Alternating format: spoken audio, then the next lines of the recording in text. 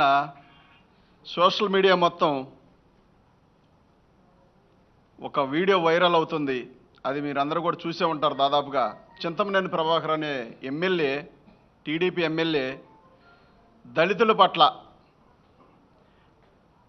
ఏ రకంగా అంటే, మీకెందుకురా రాజకీయాలు, పదవులు మావి, ముండా కొడకల్లారని మాట్లాడే పరిస్థితి. ఈ నేపథ్యం అంతా చూస్తుంటే ఈ చింతమనేని ప్రభాకర్ లాంటి రౌడీ షీటర్లని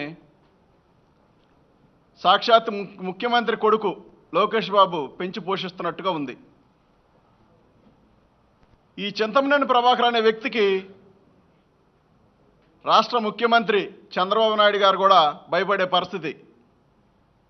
భయపడకపోతే తను దుర్మార్గాలకు ఇంతవరకు అడ్డు అదుపు లేదు. ఒక్కరోజైనా కానీ సాక్షాత్తు సీఎం ఇది తప్పు, ఇలా చేయకూడదు అని చెప్పి ఖండించకపోగా యథేచ్ఛగా అతన్ని ఊరి మీద వదిలేసినట్టుగా తయారైపోయాడు. చింతమనేని ప్రభాకర్ ఒక్కడు గుర్తుపెట్టుకోవాలి, నోరు ఉంది కదా అని ఎడాపెడా ఎలా గడితే అలా మాట్లాడుతూ ఉంటే మాత్రం చూస్తా ఊరుకోరు. నీ ఇష్టానుసారంగా బతికేద్దామంటే ఇది సభ్య సమాజం ఉన్న రాష్ట్రం. ఇలాంటి సమాజంలో మరి నీలాంటి నీచుడు ఉన్నాడంటే చాలా అవమానంగా అనిపిస్తుంది. నీలాంటి నీచుడిని సపోర్ట్ చేస్తుందంటే ఈ ప్రభుత్వం చాలా దౌర్భాగ్యంగా అనిపిస్తుంది. ఏమనుకుంటున్నారు దళితులంటే? మహామేధావి అంబేద్కర్ గారి వారసులమయ్యా మేము. అలాంటి నాయకుడి మధ్యలో, అలాంటి నాయకుడి కాడ ఉన్న వారసత్వం మాకుంది. ఈ రాష్ట్రంలో ఏం జరుగుతుంది? ఈ రాష్ట్రంలో ఎమ్మెల్యేలు కానీ, ఈ ప్రభుత్వం కానీ దళితుల పట్ల ఇంత వివక్షగా ఎందుకు ఉంటుంది? ఒకసారి గమనించాలి. చంద్రబాబు నాయుడు గారు, చింతమనేని ప్రభాకర్ కానీ ఒక్కసారి ఆలోచించాలి. దళితులంటే ఇంకా కూడా చేతులు కట్టుకొని తలకండవ తీసి సంకలో పెట్టుకొని సార్ నమస్కారం జరుగుతుంది సార్ అని చెప్పి వంగి నమస్కారం పెట్టే పరిస్థితులు ఉన్నారనుకుంటున్నారు. రాజ్యాంగం రాసిన అంబేద్కర్ గారి పుణ్యమాని మాలో కూడా ఐఏఎస్లు, ఐపీఎస్లు, ఐఆర్ఎస్లు, గొప్ప ఉన్నత చదువులు చదివిన వాళ్ళు ఉన్నారు. అలాంటి మమ్మల్ని పట్టుకొని మీరేమో దళితులుగా ఎవరు పుట్టాలని కోరుకుంటారని మీరు మాట్లాడతారు. ఆదినారాయణ రెడ్డి అయితే ఇక ఏకంగా దళితులు స్నానం చేయరని, శుభ్రంగా ఉండరని మాట్లాడతారు. ఇక మంత్రులు అయితే చెప్పాల్సిన పని లేదు. వరల రామయ్య గారు అయితే మరి ఆయన దళితుడో కాదో ఇంతవరకు నిర్ధారణ చేయలేకపోయాడు. ఆయనైతే మరి మీరు ఈ చదువుకోరు, దళితులు చదువుకునే పరిస్థితి లేదు, వీళ్ళు పనికిరారు, వీళ్ళు బాగుపడరు అని చెప్పి మాట్లాడే పరిస్థితి. ఇక ఏకంగా రౌడీ షీటర్ చింతమనేని అయితే ఎంఆర్ఓ వనజాక్షి గారి పైన దాడి చేసిన పరిస్థితి, గతంలో ఇసుక క్వారీల దగ్గర గొడవలు చేసిన పరిస్థితి, సామాన్యులపైన దాడి, అసెంబ్లీలో చింతమనేని సాక్షాత్తు ముఖ్యమంత్రి గారు కొంచెం ఎడంగానే కూర్చొని ఉంటారు. అసెంబ్లీలోనైతే అరే ఒరే పాతేస్తాం, నరికేస్తామని చెప్పి మాట్లాడే పరిస్థితి. ఎక్కడుంటున్నాం మనం? రౌడీ షీటర్ల మధ్య మనం ఈ ప్రభుత్వం కొనసాగిస్తున్నారా? రౌడీ షీటర్లతో ఈ ప్రభుత్వం నడుపుతున్నారా? దీన్ని సీఎం గారు ఖండించకపోవడం అనేది చాలా దారుణం. అతను పెంచి పోషించే దాంట్లో భాగంగానే దాదాపుగా మరి చంద్రబాబు నాయుడు గారు పూర్తిగా ఇన్వాల్వ్ అయి ఉన్నారు. చింతమనేని చిందులు వేస్తే ఖచ్చితంగా చిందులు కట్ అవుతాయి. ఇంకా కూడా దళితులుగానే కించపరుద్దామంటే మాత్రం చూస్తూ ఊరుకోం. నీ ఆటలు సాగనివ్వం. మనిషిగా పుట్టావా, పశువుగా పుట్టావో కూడా అర్థం కాని పరిస్థితి. మానవ జన్మెత్తి గుడ్డై అరుస్తున్నావంటే నీకంటే నీచమైన వ్యక్తి ప్రపంచంలో ఇంకొకడు ఉంటాడా? చేసింది తప్పయ్యుండి కూడా మళ్ళీ నా ఆడియో ఎడిటింగ్ చేశారు, వీడియో ఎడిటింగ్ చేశారు. సిగ్గుండాలి చింతమనేని. సిగ్గు శరం సీమినెత్తురని వదిలేసి బతుకుతున్నావు. ఏం బతుకు? అసహించుకుంటున్నారు, నిన్ను చూసి చేదరించుకుంటున్నారు. మనం ఇంకా కూడా మరి ఎక్కడున్నాం? ఇలాంటి నాయకులు కూడా ఉంటారా అని చెప్పి ఆలోచించుకునే పరిస్థితి. ఆలోచించాలి చింతమనేని.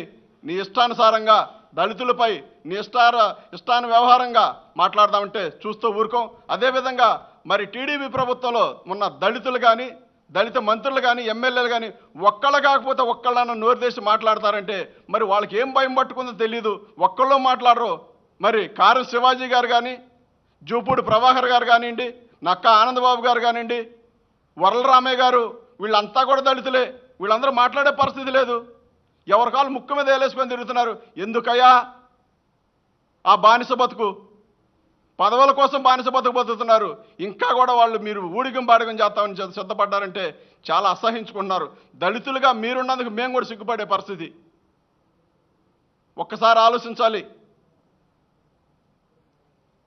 మరి దెందులూరు నియోజకవర్గంలో దళితులైతే ఇప్పటి వరకు చింతమనేనికి భయపడి మాత్రమే అతనికి సపోర్ట్ చేస్తున్నారు. కాబట్టి రేపు 2019లో చింతమనేనికి ఆ నియోజకవర్గ ప్రజలు ఖచ్చితంగా తగు బుద్ధి చెప్తారు. అతన్ని హింసించిన విధానం చూస్తూ ఉంటే ప్రజలు బుద్ధి చెప్పడానికి కానీ దళితులు ఒక్కళ్ళైనా ఒక్క ఓటేసే పరిస్థితి లేదు. అదేవిధంగా రాష్ట్రం మొత్తం మీద కూడా 175 నియోజకవర్గాల్లో కూడా ఒక్క దళితుడి దగ్గరకైనా వెళ్ళి, ఒక్క ఎస్సీ దగ్గరకైనా వెళ్ళి ఈ ఓట్లు మాకు వేయండి అని చెప్పి అడిగే దమ్ముందా? ఇంకా వేస్తారా? వేసే పరిస్థితి లేదు. ఒక్కసారి గమనించాలి ఈ రాష్ట్ర ప్రజలు కూడా. చింతమనేని లాంటి నీచుడు మరి దళితులు ఇంతగా కించపరుస్తుంటే మాట్లాడిన వ్యక్తి లేకపోగా పైగా అతను సపోర్ట్ చేసే పరిస్థితి. ఎంతసేపటి దళితులు అంటే ఏంటి అని వాళ్ళ ఉద్దేశం ఏంటంటే వాళ్ళు ఇంట్లో బానిసలుగానో, పాలేరులుగానో, చెప్పులు కుట్టుకునే వాళ్ళగానో ఆలోచించే విధానం. అంటే చంద్రబాబు నాయుడు గారి ఉద్దేశం ఏంటంటే ఎస్సీలు అంటే అట్టుంటారు, బీసీలు అయితే వాళ్ళ కత్తెరలు ఇవ్వచ్చు, వాళ్ళు బట్టలు తుక్కోవాలి, వాళ్ళు కళ్ళు గీసుకోవాలి.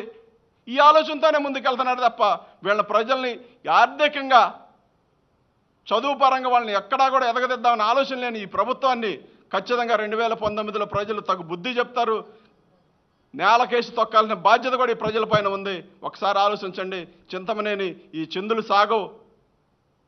నీలాంటి నీచ నికృష్టమైన వ్యక్తి ఈ రాష్ట్రంలో ఉన్నాడంటే మేమందరం కూడా చాలా అవమానంగా భావిస్తున్నాం. అదేవిధంగా ఎమ్మెల్యే పదవికి పూర్తిగా అనర్హుడివి. నువ్వు రాజీనామా చేయాలి. టీడీపీ ప్రభుత్వం నుంచి నువ్వు సస్పెండ్ చేయాలి. అదేవిధంగా తన మీద కేసు కట్టి, అట్రాసిటీ కేసు కట్టి తన మీద యాక్షన్ తీసుకోవాలని బాధ్యత ఈ ప్రభుత్వం పైన ఉంది.